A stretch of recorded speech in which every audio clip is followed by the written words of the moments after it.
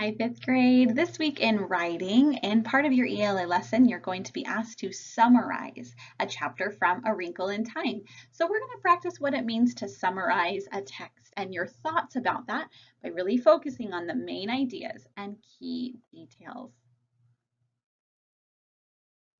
Let's look at what a summary is and is not. So a summary is something written in your own words. It should definitely be shorter than the original text, and it should include main ideas and key details. Summarizing is not copying the text, and it's also not the same length as the text.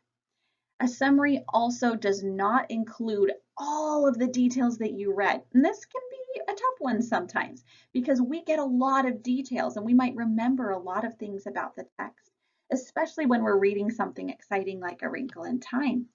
But a summary should only focus on the big ideas, things that are most important and critical for someone to understand about the text. Let's look at an example here from a shorter passage. So a lion lay asleep in the forest, his great head resting on his paws. A timid mouse came upon him unexpectedly, and in her fright and haste to get away, ran across the lion's nose. Roused from his nap, the lion laid his huge paw angrily on the tiny creature to kill her. "Spare me," begged the poor mouse. "Please let me go, and someday I will surely repay you." The lion was much amused to think that a mouse could ever help him, but he was generous and finally let the mouse go. Some days later, while stalking his prey in the forest, the lion was caught in the toils of a hunter's net. Unable to free himself, he filled the forest with his angry roaring. The mouse knew the voice and quickly found the lion struggling in the net. Running to one of the great ropes that bound him, she knotted it until it parted, and soon the lion was free. "You laughed when I said I would repay you," said the mouse. "Now you can see that even a mouse can help a lion." Maybe you're familiar with this fable.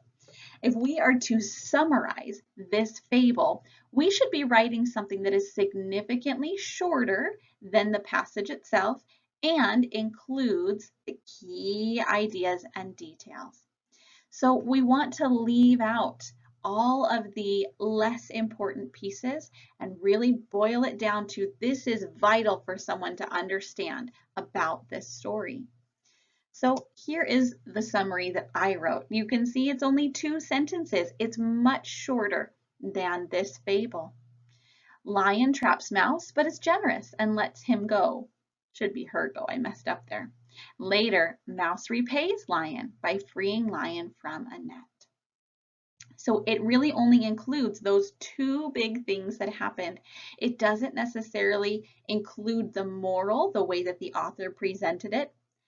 Now you can see that even a mouse can help a lion. That's a theme. It's important, but it's not vital for someone to understand the story. So I didn't quote that directly.